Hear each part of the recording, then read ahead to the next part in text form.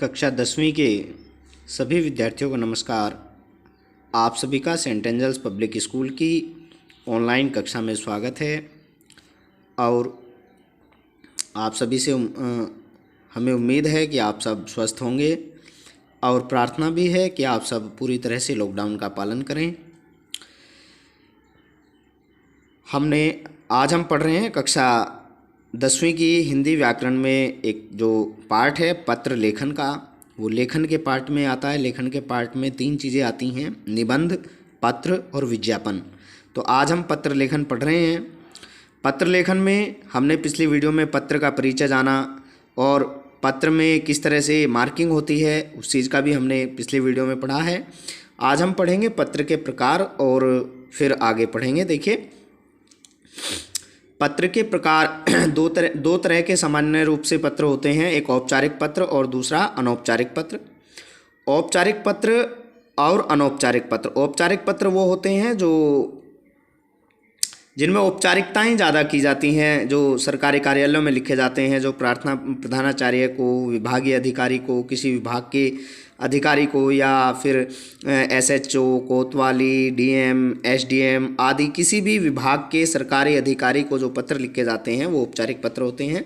और अनौपचारिक पत्र वह होते हैं जो अपने सगे संबंधी, मित्र, रिश्तेदार आदि को लिखे जाते हैं, जिनमें औपचारिकताएं नहीं होती हैं। तो ये आपको ध्यान रखना है। आप एक चीज़ से भी ध्यान रख सकते हैं, केवल आपको पत्र का ये पता लगाने के लिए कि औपचारिक है अनौपचारिक है, इस चीज़ का एक यह भी आसान तरीका है कि औपचारिक जो है वो उपचार से बना है। उपचार मतलब हम उसमें कोई ना कोई हल कराते हैं, एप्लीकेशन लिखते हैं, कोई याचिका लगाते हैं, याचिका भी कहते हैं हम एप्लीकेशन को, तो उसमें हम अपना कोई उपचार चाहते हैं, हम अपना कोई समाधान चाहते हैं। और अनौपचारिक में हमें कोई समाधान की आवश्यकता नहीं है, हम तो केवल प्रेम भाव से वहाँ अपने सगे संबंधियों को पत्र लिखते हैं। तो औपचारिक का उपचार से संबंधित जो पत्र होगा वो औपचारिक होगा। इस तरह से भी आप याद रख सकते हैं, ध्यान रख सकते हैं कि कौन सा पत्र औपचारिक है और कौन सा अनौपचारिक है। तो औपचारिक पत्र, जैसा कि मैंने आपको बताया, औपचारिक पत्र आज हम पढ़ेंगे। औपचारिक पत्र उन लोगों को लिखे जाते हैं जिनसे हमारा व्यक्तिगत परिचय नहीं होता है। इसमें व्यक्ति का नहीं बल्कि उसके पद का महत्व होता है। ये पत्र प्रायः विभागीय अधिकारी के लिए लिखे जाते हैं। तो किसी भी विभाग के अधिकारी को जो पत्र लिखे जाते हैं वो औपचारिक होते हैं। इनसे जो है हमारा व्यक्तिगत परिचय जिनसे नहीं होता है उनको नहीं लिखे जाते हैं। तो औपचारिक पत्र के अंतर्गत निम्नलिखित पत्र आते हैं। आप देखिए कौन कौन से पत्र औपचारिक पत्र के अंदर हम सीखेंगे जो पाठ्यक्रम में है। प्रार्थना पत्र, नंबर 1 प्रार्थना पत्र, नंबर 2 आवेदन पत्र, नंबर 3 है शिकायती पत्र, 4 है संपादकीय पत्र, जो संपादक को लिखे जाते हैं, जो शिकायत करते हैं, जिनमें शिकायत होती है, जिन पत्रों के द्वारा शिकायत की जाती है शिकायती पत्र कहलाते हैं। प्रार्थना पत्र प्रधानाचार्य आदि को लिखे जाते हैं। व्यावसायिक पत्र वह होते हैं जिनमें जो व्यवसाय से संबंधित होते हैं, जो हमारे कामकाज से संबंधित होते हैं, जैसे बिजनेस से संबंधित होते हैं। कार्यालयी पत्र वो होते हैं जो कार्यालय आदि में लिखे जाते हैं। तो इस तरह से 6 तरह के पत्र हम आप औपचारिक पत्रों में सीखेंगे। तो सबसे पहला जो पत्र है हमारा वह है प्रार्थना पत्र। प्रार्थना पत्र का हम संक्षिप्त परिचय सीखेंगे और उसके बाद हम प्रार्थना पत्र का प्रारूप देखेंगे। देखिए,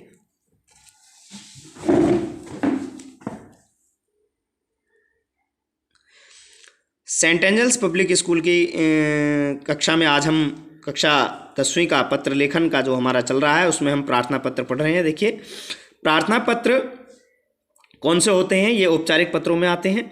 प्रधानाचार्य या हेडमास्टर या विद्यालय से संबंधित अधिकारी को ये पत्र लिखे जाते हैं। जो पत्र प्रधानाचार्य, हेडमास्टर या प्रबंधक या डायरेक्टर आदि को लिखे जाते हैं वो पत्र जो हैं वो प्रार्थना पत्र होते हैं। प्रार्थना पत्र का एक आप प्रारूप देखिए। प्रारूप का मतलब होता है एक प्रोफोर्मा। आप देखिए किस तरह से पत्र लिखा जाता है। देखिए, सबसे ऊपर की 3 लाइनों में देखिए, हम ऊपर सबसे स्टार्टिंग में, सबसे आरंभ में, सबसे पहले हम जो है पत्र लिखने वाले का पता, यहाँ संक्षिप्त पता लिखा जाता है। पत्र लिखने वाले का संक्षिप्त पता, बहुत छोटा सा पता हम लिखेंगे, भाई कौन सा नगर है, कौन सी कॉलोनी है, कौन सा मकान नंबर है, इस तरह से। तो प्रेषक का पता यहाँ आ जाएगा 3 लाइनों में। अगर पता क्वेश्चन में दिया है, क्वेश्चन में पत्र जिस टॉपिक पर हमें पत्र लिखना है, वह जो क्वेश्चन है, जो प्रश्न है, उसमें यदि पता दिया है कि लिखने वाले का यह पता है या लिखने वाला लखनऊ रहता है या दिल्ली रहता है, तो हम वही पता लिखेंगे। अगर पता नहीं दिया है तो हम अपनी तरफ से कोई भी पता, अपनी पर्सनल इन्फॉर्मेशन, अपनी किसी की भी इन्फॉर्मेशन नहीं लिखेंगे, कोई भी पता नहीं लिखेंगे। तो हम पते की जगह पर, उस पते के स्थान पर प्रेषक का जो पता है, जो भेजने वाले का पता है, जो लिखने वाले का, पत्र लिखने वाले का पता है, उसके स्थान पर हम परीक्षा भवन लिखेंगे। परीक्षा भवन सबसे शुरू में लिखेंगे। देखिए किस तरह से, बिल्कुल लाइन के साथ लिखेंगे। परीक्षा भवन, इधर उधर दाएं बाएं नहीं लिखेंगे। परीक्षा भवन dash dash dash dash school dash dash नगर, 3 चीज़ें आ जाएंगी। परीक्षा भवन, क्योंकि जिस समय आप एग्जाम में परीक्षा दे रहे होते हैं उस समय का ये पता आपको अगर क्वेश्चन में नहीं दिया है तो यही लिखना है कि परीक्षा भवन dash dash school dash dash नगर। यहाँ स्कूल का नाम भी आपको नहीं लिखना है, ना ही नगर का नाम लिखना है। कै खे गए स्कूल भी लिख सकते हैं, ए बैसे नगर भी लिख सकते हैं। तो ये 3 चीज़ें आपको ध्यान रखनी है लिखते समय। उसके बाद परीक्षा भवन के बाद आप कोई लाइन नहीं छोड़ेंगे, बिना लाइन छोड़े आप दिनांक लिखेंगे। दिनांक भी किस तरह से लिखेंगे, जैसे आज जैसे कोई जनवरी की डेट ले लीजिए आप, या मई की डेट 5 मई ले लीजिए। 5 मई कोमा लगाएंगे 2020। हम आपको जब पत्र लिखेंगे तब आपको समझाएंगे डेट कैसे लिखी जाती है। तो पहले पत्र भेजने वाले का पता, उसके बाद दिनांक लिखेंगे, उसके बाद हम एक लाइन छोड़ेंगे। एक लाइन छोड़ने के बाद हम दाएं बाएं कहीं भी आपको बिल्कुल सीधा लिखना है, लाइन के साथ साथ लिखना है, बिल्कुल इधर उधर नहीं लिखना है, बिल्कुल सीधा जहाँ से आप लिखते आ रहे हैं ऐसे ही आपको लिखना है। लाइन छोड़ने के बाद आप लिखेंगे सेवा में प्रधानाचार्य महोदय। प्रधानाचार्य को लिखना है तो प्रधानाचार्य महोदय, हेडमास्टर को लिखना है तो मुख्याध्यापक महोदय, या फिर डायरेक्टर को लिखना है तो प्रबंधक महोदय आदि लिखेंगे। तो सेवा में प्रधानाचार्य महोदय या प्रबंधक महोदय। आगे हम लिखेंगे, देखिए क्योंकि हमें जहाँ भेजना है उसका भी कोई पता नहीं दे रखा है, तो क ख गए विद्यालय या क ख गए स्कूल, अ ब स नगर, ए ब से नगर, नगर की जगह यहाँ नगर आ जाएगा और यहाँ विद्यालय का नाम। लेकिन हमें नाम लिखना नहीं है, अगर क्वेश्चन में नहीं दिया है तो हमें लिखना नहीं है, केवल यही लिखना है क ख गए स्कूल, ए ब से नगर। नगर के बाद हम पूर्ण विराम लगाएंगे, ये आपको ध्यान रखना है। सेवा में के बाद अल्प विराम लगेगा, ये भी आपको याद रखना है। तो सेवा में अल्पविराम प्रधानाचार्य महोदय अल्पविराम, कै खे गए विद्यालय, कै खे गए स्कूल अल्पविराम, ए बै से नगर, नगर के बाद पूर्ण विराम लिखेंगे। उसके बाद देखिए विषय लिखेंगे, एक लाइन छोड़ेंगे और विषय लिखेंगे। विषय में हम क्या लिखेंगे, देखिए जिस टॉपिक पर हम पत्र लिख रहे हैं उसका एक बहुत ही 3-4 शब्दों का, 5 शब्दों का एक बहुत ही संक्षिप्त विषय बनाएंगे, एक ही वाक्य का विषय बनाएंगे।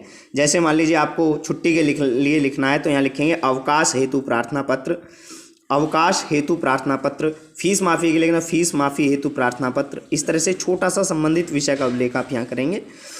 तो कितने स्टेप हमने कर लिए, अपना पता, जो पत्र लिख रहा है उसका पता, प्रेषक का पता 1 नंबर, फिर उसके बाद 2 नंबर पर दिनांक बिना लाइन छोड़े, फिर लाइन छोड़ेंगे, फिर लिखेंगे सेवा में प्रधानाचार्य महोदय यानी विद्यालय का नाम, पता उसका, विद्यालय का कौन से शहर में है, ये 3 नंबर हो जाएगा यहाँ पर।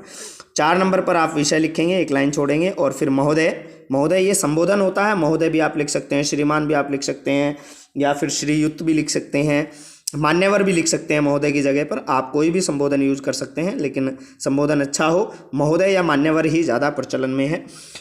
आगे आप 5-6 लाइनों में, 4-5-6 लाइनों में आप विषय सामग्री लिखेंगे। जिस विषय पर आपको पत्र लिखना है वह विषय सामग्री आ जाएगी। उसमें आप 2 पैराग्राफ भी बना सकते हैं, 3 भी बना सकते हैं।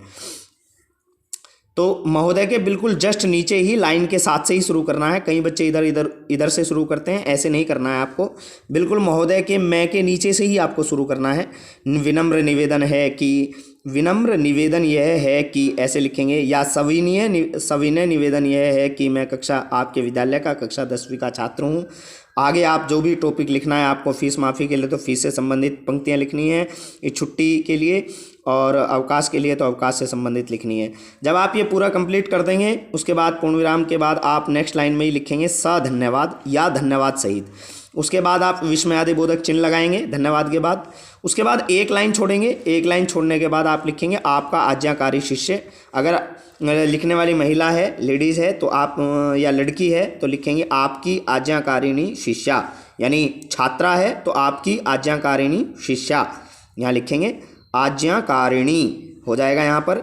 और ये रे ले, यहाँ अपना नाम भी नहीं लिखना है आपको, अपनी कोई पर्सनल डिटेल नहीं लिखनी है। तो यह आपका प्रार्थना पत्र का प्रारूप है। अब हम नेक्स्ट वीडियो में एक प्रार्थना पत्र को किस तरह से लिखेंगे यह देखेंगे, क्वेश्चन कैसा होगा और उसको फिर पत्र कैसे लिखेंगे। धन्यवाद।